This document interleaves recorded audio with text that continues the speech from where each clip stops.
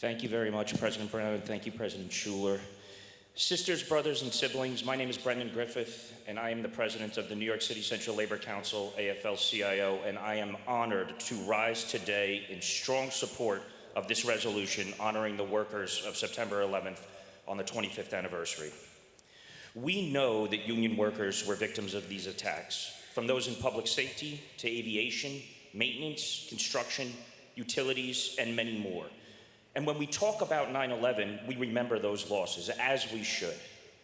But in this labor movement, we also remember those who showed up, not only on that terrible day, but in the aftermath. It was union members that showed up every day and every night in the response and in the recovery.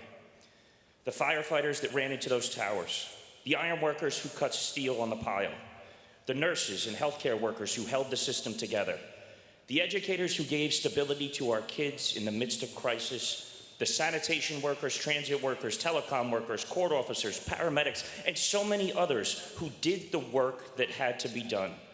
In New York, at the Pentagon, and in Shanksville, our union brothers and sisters responded without hesitation. That work was union work, and unfortunately, the work continues. Because 25 years later, the terrible burden carried by those workers follows them home. It follows them as cancer. It follows them as lung disease.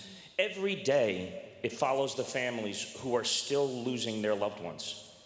9/11 families know more first responders have now died from exposures than were killed on September 11th itself. 9/11 families know that firefighters that survived the collapse and worked in the rescue and recovery are losing several members each month to 9/11 related illnesses.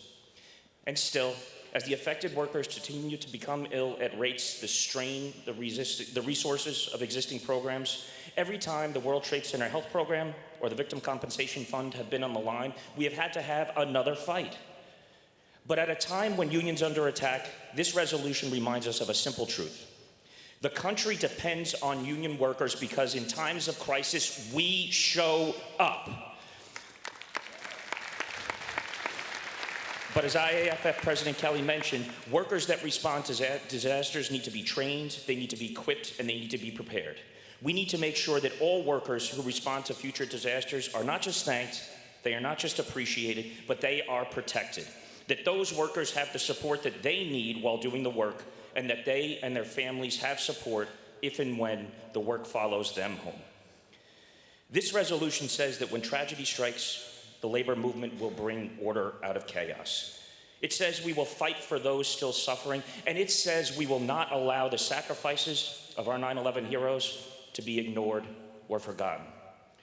President Schuler, Secretary-Treasurer Brendan, today I ask this body to stand with the New York City Central Labor Council, the New York State AFL-CIO, the Virginia AFL-CIO, the Pennsylvania AFL-CIO, and every member who still carries this burden.